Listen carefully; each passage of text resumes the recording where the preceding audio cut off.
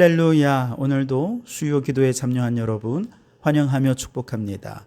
오늘도 말씀 속의 기도의 제목을 찾아 간절한 마음으로 부르짖어 기도할 때 기도의 능력을 경험하는 은혜의 시간이 되기를 주님의 이름으로 축원합니다. 자, 오늘은 열왕기하 5장 1절에서 7절의 말씀으로 그러나의 문제 믿음으로 해결하기라는 제목으로 은혜를 나누고자 합니다. 문법에서 접속사 하면 단어와 단어, 문장과 문장, 구와 구를 서로 연결해 주는 역할을 하죠. 아마도 우리 성도들이 너무나도 잘 알고 있는 접속사는, 또 가장 좋아하는 접속사는 그럼에도 불구하고 라고 하는 접속사일 것입니다. 오죽하면 찬양으로까지 나왔겠습니까?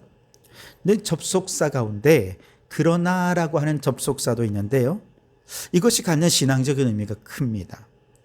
그러나라는 접속사는요, 앞부분에 부정적이고 좋지 않은 내용에다가 그러나가 들어가면 그 뒷부분에는 어떤 내용이 나옵니까? 긍정적이고 좋은 내용이 나옵니다. 그래서 키 작고 못생겼어, 그러나 성격은 참 좋아, 이렇게 말이죠. 반대로 앞부분이 긍정적이고 좋은 내용에다가 그러나라는 단어가 나오면 뒷부분에는 부정적이고 좋지 않은 내용이 나오게 되는 거죠. 여기서 무엇이 강조됩니까? 앞부분이 아니라 뒷부분에 부정적인 것이 강조가 되는 것이죠. 예를 들어 어떤 회사에 사람을 뽑을 때 인사 담당관들이 이제 최종 후보 두 사람을 놓고 의견을 조율합니다. 이 사람은 성적도 좋고 아주 면접 때 말도 잘하고 논리적이고 회사의 업무 파악도 아주 잘하는 것 같아요. 그러나 다른 사람과 화합하는 데는 문제가 많을 것 같습니다. 이러면 합격하기 쉽지 않겠죠. 그래서 여러분, 우리의 자녀들이 취업할 때 인사 담당관의 그러나에 걸려 넘어지지 않도록 기도하시기 바랍니다. 요즘은 그런 경우가 잘 없는데 아이들이 이제 결혼을 할 때 이제 결혼의 상대자를 데리고 오지 않겠습니까? 그때 부모님들이 이제 아이를 만나고 돌아간 다음에 이야기를 합니다. 여자친구가 너무 예쁘고 성격도 좋고 싹싹하고 공부도 너무 잘했네. 다 너무 좋네. 그러나 한 가지 걸리는 게 있는데 왜 전라도야? 이러면 얼마나 황당하겠습니까? 물론 요즘은 그런 분은 거의 없습니다만, 결혼할 때도 그러나 여기에 걸리면 결혼이 큰 난관에 부딪힐 수 있겠죠. 이처럼 우리 인생이 그러나라고 하는 장애물에 걸려 넘어지면 일어나기가 쉽지 않습니다. 자, 오늘 성경에 보시면 바로 그 그러나의 장애물에 걸려 인생이 큰 위기에 빠진 한 사람이 등장해요. 아람 장군 나아만입니다. 1절을 보시면 아람 왕의 군대 장관 나아만은 그의 주인 앞에서 크고 존귀한 자니 이는 여호와께서 전에 그에게 아람을 구원하게 하셨습니다. 그는 큰 용사이나 나병 환자더라. 앞부분에 좋은 얘기 다 했습니다. 군대 장관입니다. 군대 장관이면 얼마나 대단합니까? 아마 오늘 우리로 치면 사성 장군쯤 될 것입니다. 왕의 신임을 한 몸에 받는 사람이라는 거죠. 게다가 그는 큰 용사라 그랬습니다. 여기서 큰 용사란 말은 히브리어로 깃보르 하일이란 단어인데요, 강한 전사란 뜻입니다. 근데 단순히 강한 전사가 되려면 군사적인 능력만 가지고 강한 전사가 될 수는 없습니다. 전략과 전술에 뛰어난 지혜도 있어야 되고요, 게다가 자신들의 부하들을 잘 챙기는 리더십도 있어야 되고요, 심지어 때로는 적군들까지도 품을 정도로 아주 광대한 성품을 가진 사람, 그런 사람을 강한 전사라고 말하는 것이죠. 이런 능력과 지혜와 리더십과 성품까지 가진 사람, 그가 위기에 빠진 아람을 구원하는 데 큰 공을 세우기도 했다는 것이죠.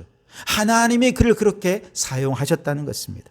문제는 이렇게 하나님께 귀하게 쓰임받던 사람이 심각한 그러나의 걸림돌에 부딪힙니다. 바로 나병 환자라는 것이죠. 나병 환자라고 하는 말은 히브리어로 메쪼라인데요, 이건 공동체로부터 격리되었다는 뜻이고 하나님의 심판을 받은 자가 되었다라는 의미가 포함이 되어 있습니다. 그래서 나아만은 깃보르 하일, 즉 모든 면에서 존귀한 자였고 강한 군사였지만 동시에 메쪼라, 하나님의 심판 아래에 있었다. 그 중간에 그러나가 있는 것이죠. 그런데 정말로 놀랍게도 이 나만에게 그러나의 걸림돌이었던 나병은 영적으로 바라보니 하나님의 사람 엘리사에게로 인도하는 또 다른 통로가 되었고, 그래서 하나님의 치유의 역사를 경험하는 은혜의 통로가 바로 이 그러나의 걸림돌이었다는 것이죠.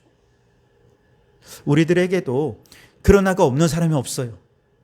모든 면에서 완벽한 사람, 다 잘하는 사람이라도 반드시 그 이면에 숨기고 싶은 상처나 죄나 질병이나 그런 아픔들이 다 있잖아요. 이 그러나는요, 단순한 접속사가 아니에요. 인간 존재의 깊은 진실을 드러내는 접속사입니다.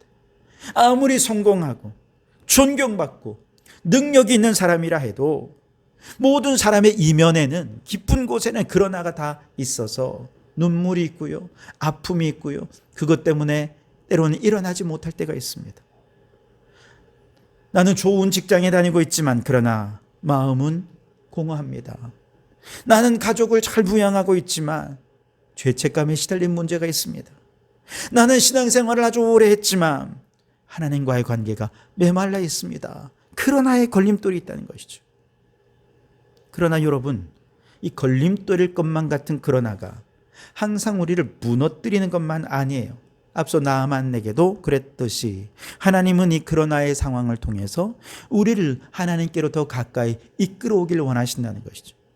그래서 그러나의 상황을 믿음의 눈으로 바라보면 걸림돌이 될 것만 같은 그 그러나가 오히려 하나님께 가까이 나아가게 하고 하나님을 더 의지하게 하는 믿음의 통로가 되더라는 것이죠.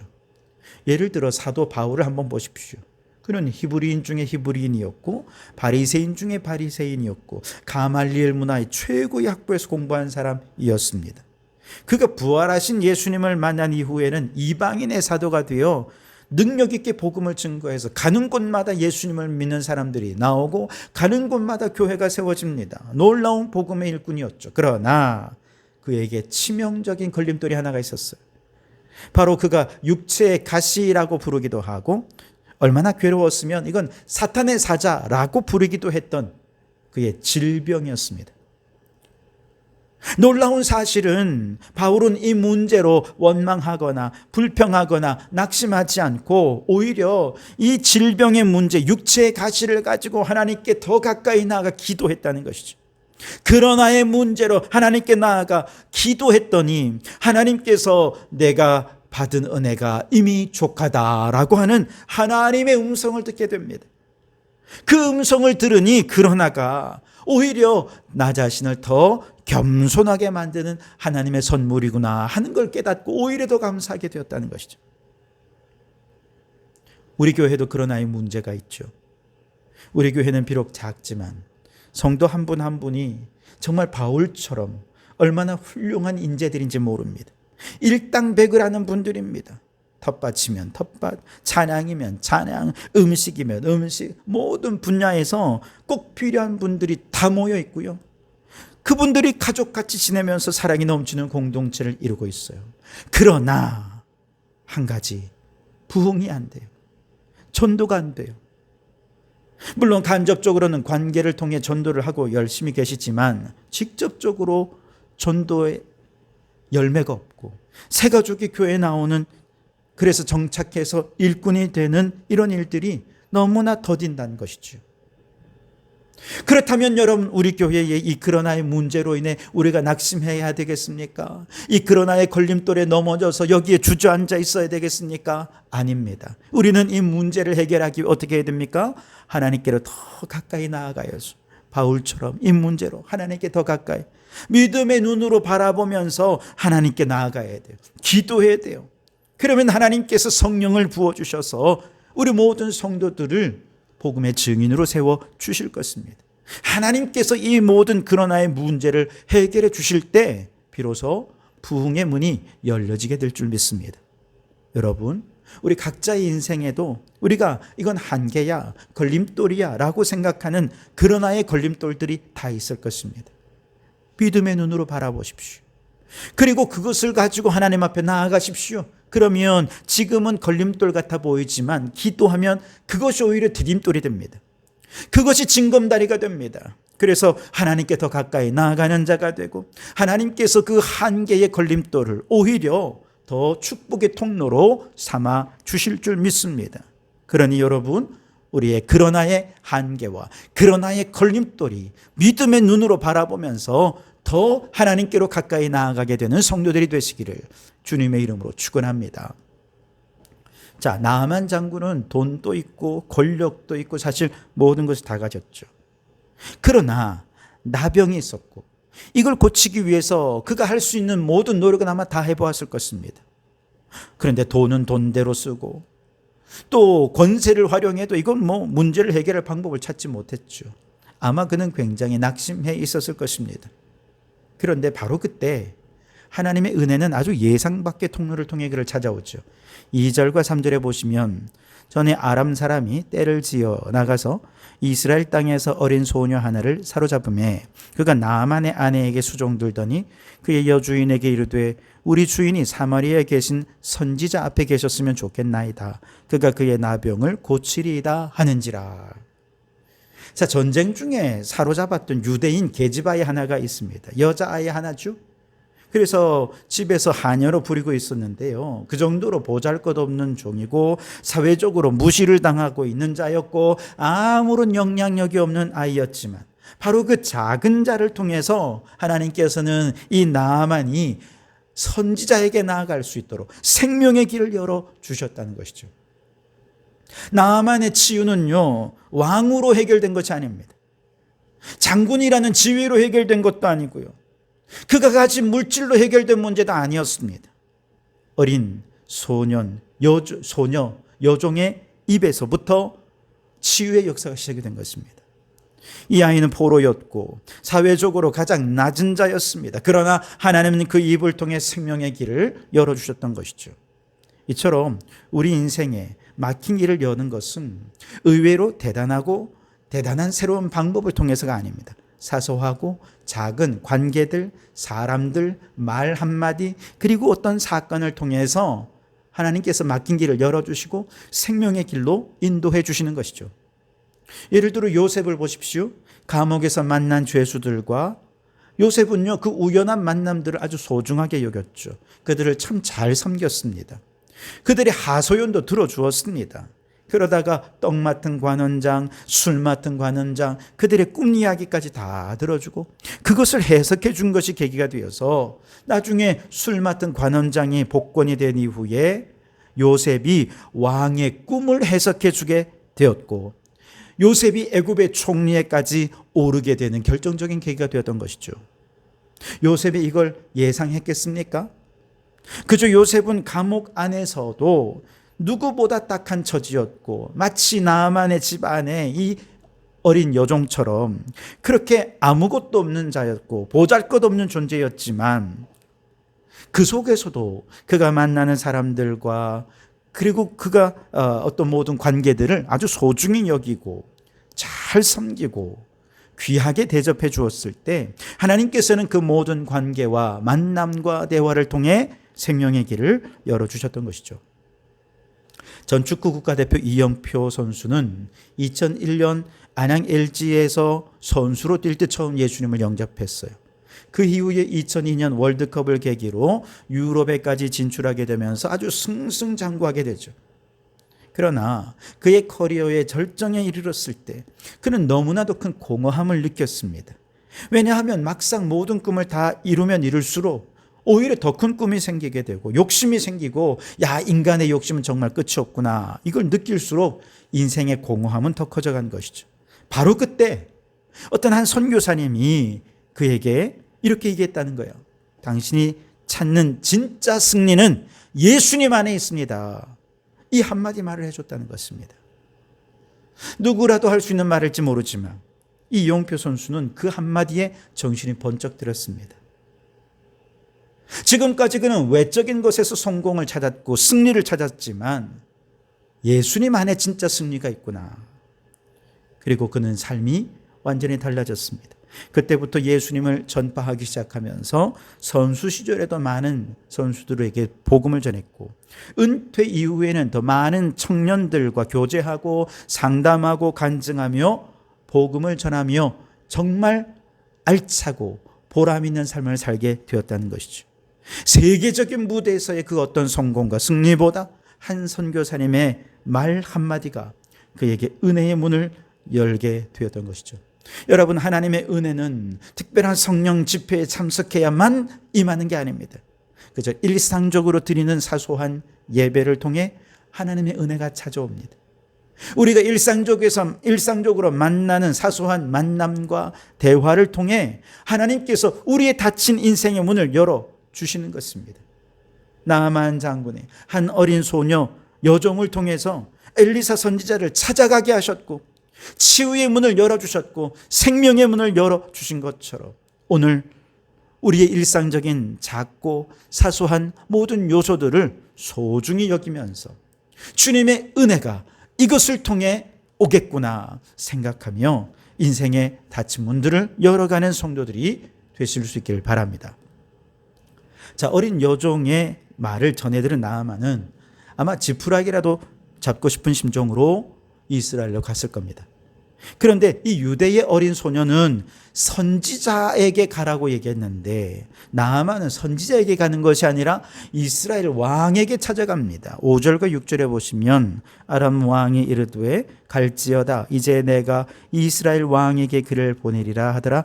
나아만이 곧 떠날새 은 10달란트와 금 6,000개와 의복 10벌을 가지고 가서 이스라엘 왕에게 그 글을 전하니 일러스되 내가 내 신하 나아만을 당신에게 보내오니 이 글이 당신에게 이르거든 당신은 그의 나병을 고쳐주소서 하였더라. 자, 나아만이 아람 왕의 편지를 받아서 이스라엘 왕에게로 갔다는 것은 정치적인 권력의 힘으로 이 치유에 도움을 받고자 했던 것이라 생각됩니다. 또한 은 10달란트, 금 6,000개, 의복 10벌, 푸짐한 선물을 가지고 간 것은 물질의 힘이면 치유의 능력도 나타날 수 있을 것이다 생각했을지 모릅니다. 그런데 오히려 이런 것들이 이스라엘 왕을 혼란에 빠뜨렸습니다. 7절에 보시면 이스라엘 왕이 그 글을 읽고 자기 옷을 찢으며 이르되 내가 사람을 죽이고 살리는 하나님이냐? 그가 어찌하여 사람을 내게로 보내 그의 나병을 고치라 하느냐? 너희는 깊이 생각하고 저 왕이 틈을 타서 나와 더불어 시비하려 함인 줄 알라 하니라 그랬어요. 정치적인 해법도 혹은 물질적인 해법도 모두 나만의 치유를 위해서는 무기력했습니다.